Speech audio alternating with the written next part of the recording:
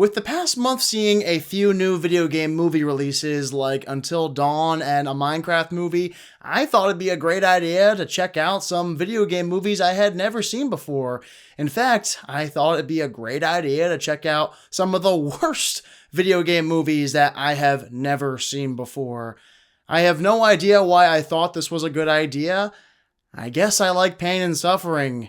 And in this case, it was the ultimate pain and suffering. Luckily, video game movies have greatly improved over the last decade, but man, were there some stinkers back in the day. I never understood why people refer to video game movies as mostly terrible, because I hadn't seen many of the bad ones. Until now. Yeah, I had a list of the video game films I wanted to check out this month. The ones I ended up watching were Assassin's Creed, Doom, Street Fighter, Hitman 2007, and Hitman Agent 47, as well as the 1995 Mortal Kombat and Mortal Kombat Annihilation. Again, what in the world was I thinking? This was a terrible idea.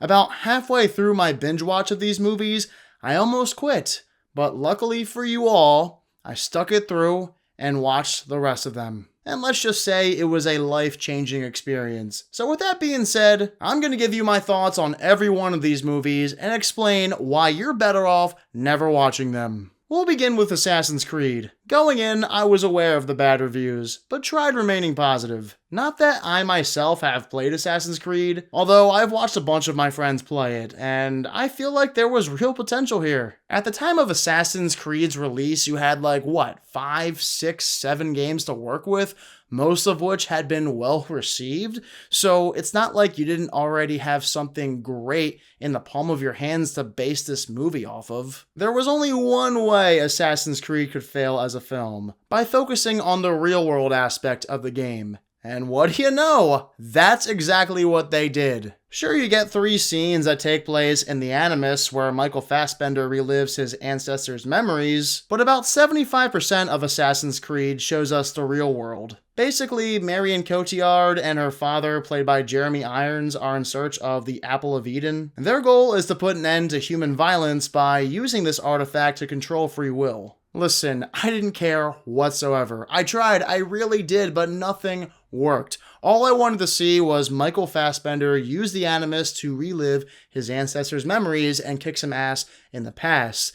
Instead, what they do is revolve the story around one of the most boring plots I've ever seen on screen. I could probably disregard the boring story if they made up for it from an action standpoint. Unfortunately though, the action scenes are quite dull. The PG-13 rating was a big mistake too, and sadly, that's not the last time you'll hear me say those words today. There's nothing about the Assassin's Creed movie that makes me want to put it on my TV again and rewatch it. Nothing at all. I understand why they chose to focus a majority of the story on the real world stuff, because they likely thought they were going to get a sequel out of this, so they thought, let's set everything up in the first one, have kind of a boring story, and then in the second or third, make it more fun, like the games. Well, unfortunately for them, there was no sequel because this movie was poorly received and nobody went to go see it, so it made barely any money, if any money at all. Hopefully one day down the line, they go back and revisit an Assassin's Creed movie, fix all of the things they did wrong in this one and make a much better one, but we shall see. Now on to Doom. This started out kind of promising. I've talked about The Rock plenty of times here on the channel. I like him in these roles. This is a role that suited his early movie career well. Between him and his cast of goons, I enjoyed the banter between everyone on the team, most notably Karl Urban. I'm not sure why Rosamund Pike was cast as Karl Urban's sister in Doom. Those two don't mesh well as brother and sister. It's a weird pairing. Anyway, unlike the Assassin's Creed movie, thankfully, the Doom movie was rated R, and to my delight, there's plenty of blood and gore because of that. However, the biggest problem with Doom is that they base this off of Doom 3, not the other games, which was a mistake. And for whatever reason, there's no portal from hell. No, what causes those in the facility to get infected by the so-called demons is chromosomes. Now, the Doom game I'm most familiar with is Doom 2016, so I have a good idea of how you can translate a Doom game to screen pretty well. And I get why they made Doom the way they did, because Doom 3 was the last game to come out before this. However, I'm sure if they made a new Doom movie in present day, they would not base it off of Doom 3, they would base it off the newer games. That's how it should be. Zombies don't work in this universe, in my opinion. How this film is presented reminded me of an Alien or Predator movie. As mentioned, we don't get a portal from hell, the iconic Doom suit is missing. The film does take place on Mars, except you're inside a facility the entire time, just like in the game, so you're not really on Mars if you think about it. By the end, after everyone is dead, Dwayne Johnson turns into Robert Barnes from Platoon, as if his performance couldn't get any campier, and eventually is infected too. A lot of people say they love the POV sequence. I guess it's cool, but didn't need it. Like I said, I understand why they made this Doom movie the way they did, because it came out right after Doom 3, so automatically you gotta base it off of the newest game. It just makes sense. Sadly though, it doesn't work. The movie is also very campy, so that doesn't help its case. This should have been serious, this should have been bloodier, this should have been scarier. There was a lot of potential for a Doom movie too, and they fumbled the bag. What about Street Fighter? My knowledge of Street Fighter is mostly thanks to Street Fighter 4 that I played on my iPod Touch growing up. Right out the gate watching the 1994 Street Fighter movie, I noticed there's a plot here. Going in, I thought they just have a bunch of street fights and call it a day, you know? But no, there is a plot. Now, maybe the games have plots too, the console games? I don't know. I haven't played the other ones. Either way, they tried making a coherent story here. I'll bet a very dumb one, which was likely on purpose. This movie isn't supposed to be great. I'll tell you what, it took me 3 days to get through the Street Fighter movie. I get that people love this, they think it's so bad that it's good. It's just not a movie for me. I don't know why they chose to have this convoluted story be the center of attention. Why not just have this be about actual street fighting? I don't get why a simple video game like Street Fighter is made into a movie and given a complex plot. There's no need. And yeah, if it couldn't get any worse, there's barely any street fighting in this. There's a lot of action scenes, but as far as 1v1 fights go, you don't see much of it. Personally, I don't think Street Fighter works as a movie anyway. The characters you play as are too cartoon-like to translate to live action. The result will be campy, and that's exactly what happened in the 1994 Street Fighter. You could make a grounded Street Fighter movie with characters who feel realistic, but people would complain since that's not accurate to the game, so you're pretty much in a lose-lose situation when it comes to making a Street Fighter movie, and that's why they should never touch it again. Oh, what's this? One is in development for a 2026 release? Oh boy, I can't wait. Real quick, if you're new here, make sure to click that subscribe button and give the video a thumbs up if you're enjoying yourself.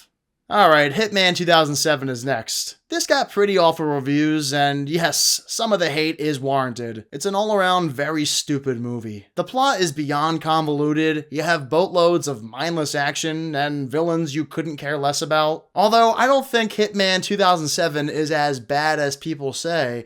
You're surprised I said that, aren't you? Because I was going in on how bad Assassin's Creed, Doom, and Street Fighter are, but Hitman 2007 might be kind of underrated. I do like Timothy Olyphant as Agent 47. I think he has solid chemistry with Olga Kurylenko. Also, despite the action being mindless, it is enjoyable, and the R rating helps a lot. Obviously, this Hitman flick is nowhere close to being an actual good movie, but a 16% on Rotten Tomatoes is a little low. I think it should be higher. It's not that bad. Hitman Agent 47, on the other hand, is actually deserving of the low Rotten Tomatoes score it has. Funny enough, the plot is what they improve upon in Agent 47 over that of the original. The story here is that the Hitman project has been obsolete for quite some time. Since the creator creator of it vanish, so Agent 47 and the creator's daughter search for him before an evil organization known as the Syndicate gets to him first, with hope of reviving the inhumane Hitman project. I like the story because in comparison to the incomprehensible plot of 2007 Hitman,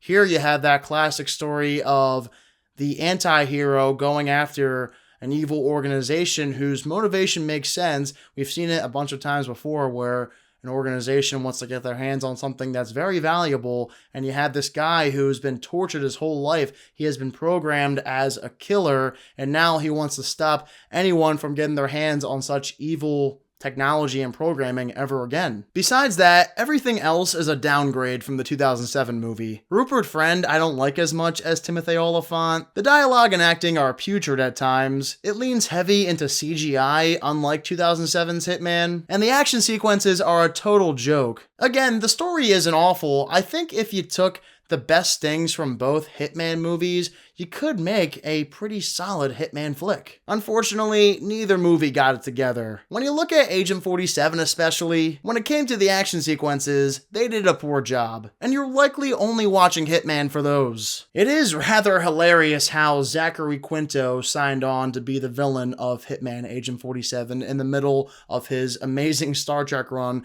as Spock.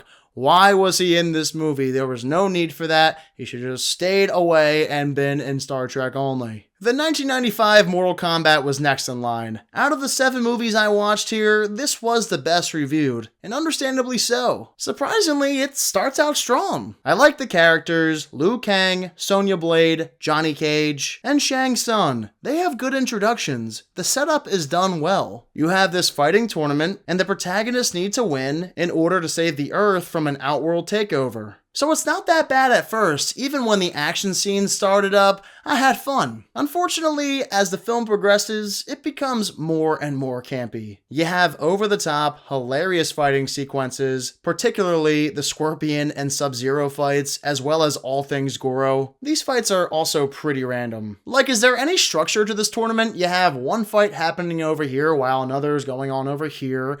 There's no rhyme or reason. Characters randomly appear and start fighting somebody else. Something else that turned me off was the CGI and visuals, which can be horrendous. As for Mortal Kombat's music, it is weird, but anytime they played the Mortal Kombat theme song, I locked in. And I wish they made this R-rated. A PG-13 rating for a violent video game like Mortal Kombat is off-putting. At least they got it right in the 2021 movie. Either way, the 1995 Mortal Kombat is absolutely better than Street Fighter. This is what Street Fighter should have been. Just focus on the action as opposed to the story. Regardless, Mortal Kombat 1995 is not very good.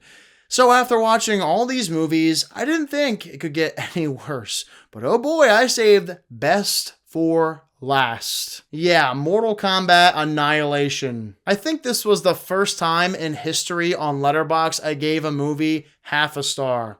Rightfully so. The first 10 minutes told me everything I needed to know. Even before the atrocious visual effects appeared, I knew I was in for a rough ride once I noticed Johnny Cage and Sonya Blade's actors didn't return. Yeah, maybe that was the right move on their end, you think? Basically, Mortal Kombat Annihilation takes everything from the 1995 film and makes it 10 times worse, while opting to have a plot this time as well. What were they thinking here? And what was I thinking watching this? The plot is absurd. I couldn't tell you what was going on the whole time. Every character is overblown, specifically the villain, Shao Kahn. There were maybe 5 instances during my viewing in which I said to myself, are they effing serious? Oh, and if you thought the VFX was bad in the 1995 film, just wait till you see this. It seems to be never ending. I mean, whoever thought it was a fantastic idea to have that during the climax probably should have been fired on the spot. Must I get into the acting and dialogue or how cringeworthy the action sequences are